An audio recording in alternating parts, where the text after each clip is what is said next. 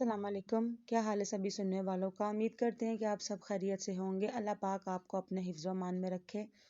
آج جس ٹاپک پہ ہم بات کر رہے ہیں وہ ہے رمضان میں قرآن مجید کا نزول۔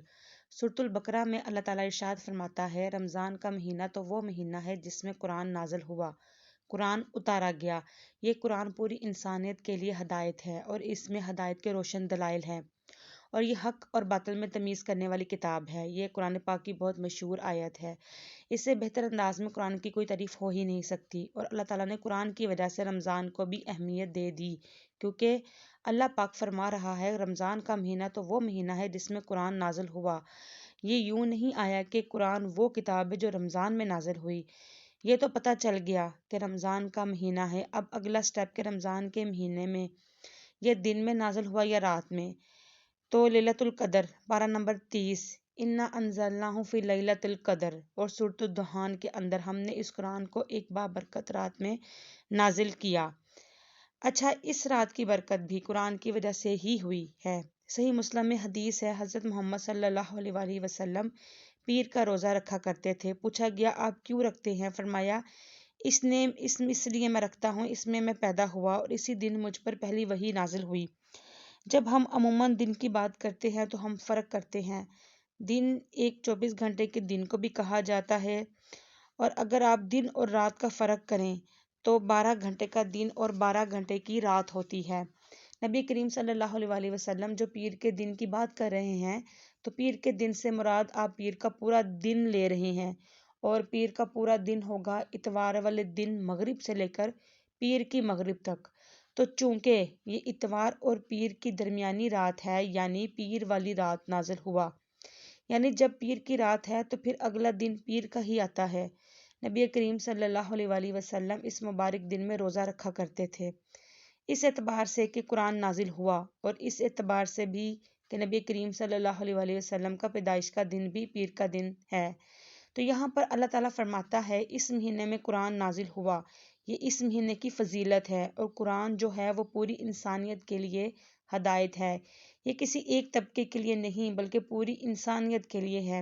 لہٰذا اس سے یہ بات پتہ چل گئی جو قرآن کے شروع میں ہے، اس سے مراد صرف اہل ایمان ہی نہیں بلکہ ہر وہ شخص متقی ہے جو یہ تصور کر کے ڈر جائے کہ مجھے میری مرضی کے بغیر کسی نے پیدا کیا، وہ میرے ساتھ کچھ بھی کر سکتا ہے۔ تو اس شخص کے لیے قرآن میں ہدایت ہے جو اس فزیکل ورلڈ سے باہر بھی عقیدہ رکھتا ہے کہ یہ سب کچھ جو ہو رہا ہے کسی کے کرنے سے ہو رہا ہے، اور جس کا یہ عقیدہ نہیں، اس کے لیے قرآن میں کوئی ہدایت نہیں ہے، اور صرف ہدایت نہیں ہے بلکہ ہدایت کے روشن دلائل ہیں، اتنے روشن ہیں کہ ایک ان پڑھ کو، جاہل کو بھی سمجھ آ جائے اور پڑھے لکھے کو بھی سمجھ آ جائے۔ آپ دیکھیں صحابہ کرام میں تو گنتی کے لوگ تھے جو لکھنا پڑھنا جانتے تھے، چونکہ یہ ان کی زبان میں نازل ہوئی تھی کتاب، اس لیے جب وہ نبی کریم صلی اللہ علیہ وآلہ وسلم سے زبانی سنتے تھے جو اٹریکٹ ہوتے تھے قرآن پاک کی طرف، حالانکہ وہ کہیں سے بھی پڑھ نہیں سکتے تھے، خود لکھنا پڑھنا نہیں جانتے تھے، نہیں ان کی اپنی زبان تھی کہ ٹرانسلیشن کی، یہ بلکہ ان کی اپنی زبان تھی، اس لیے انہیں ٹرانسلیشن کی بھی ضرورت نہیں تھی۔ تو یہ اتنے روشن دلائل ہیں کہ اللہ تعالیٰ نے اس قوم کو اٹھایا اور پھر دنیا کی امامت کے اوپر فائز کر دیا۔ اس کتاب کے ذریعے سب کچھ ہوا۔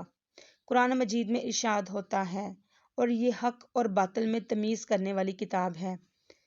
نبی کریم صلی اللہ علیہ وآلہ وسلم کے لیے بھی یہ لفظ استعمال ہوا ہے۔ صحیح بخاری کے اندر دو فرشتے آپس میں نبی کریم صلی اللہ علیہ وآلہ وسلم کی ذات پر بات کر رہے ہیں۔ ایک فرشتہ کہتا ہے کہ محمد صلی اللہ علیہ وآلہ وسلم وہ ہے جو حق اور باطل میں تمیز کرنے والی شخصیت ہے۔